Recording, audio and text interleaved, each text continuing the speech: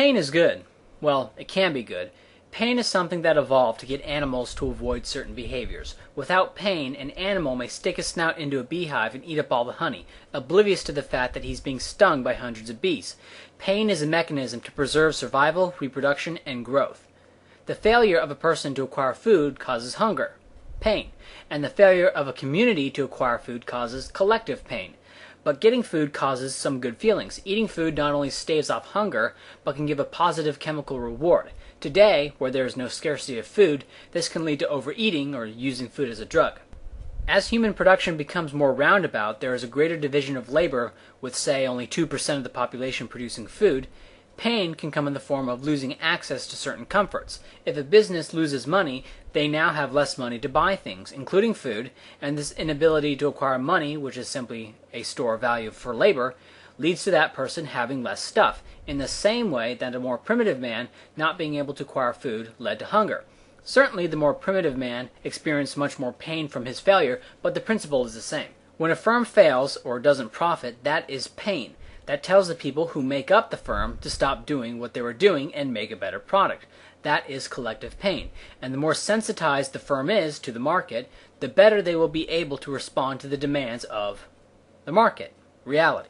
Having agents of the state direct production, either by propping up firms through bailouts or by simply nationalizing whole industries, results in desensitization. The result is that firms produce in unsustainable directions, and over time the standard of living just degrades and degrades. But the firm doesn't fail or start producing along sustainable paths because they don't receive losses, and so continue to destroy the capital stock far longer than they would if they were sensitized. They are subsidized by the state, and this creates bizarre world. This is what happens when the money supply expands. It sends a false signal to firms that they are living fat, and look at all this money. And so they produce in unsustainable ways, doing an incredible amount of damage in what appears to be a booming economy.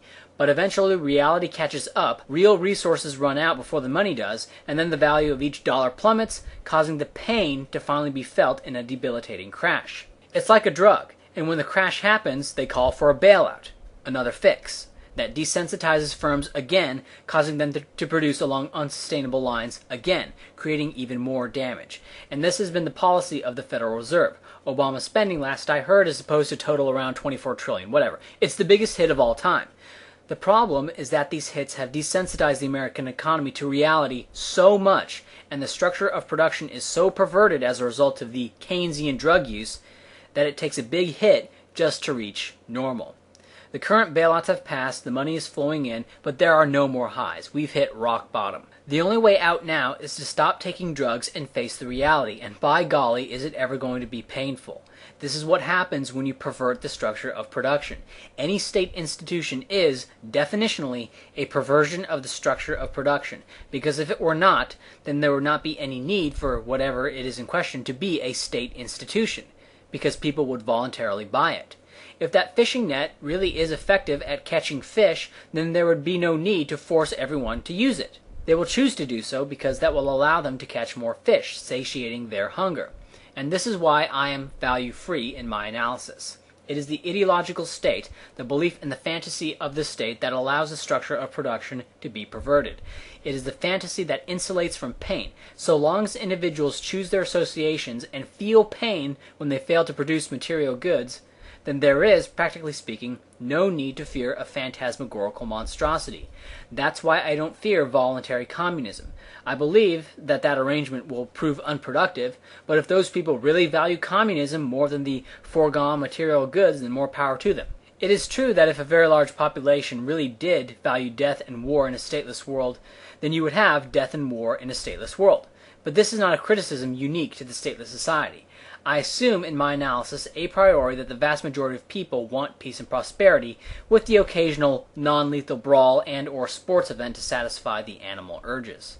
Prices, profits, and losses are the feedback mechanisms that allow for productive life. Without these feedback mechanisms, there is no way to direct production down sustainable paths, and the result is always poverty and misery.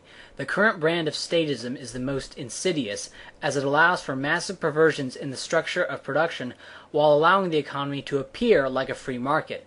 Because look, General Motors and AIGs are private companies, as if.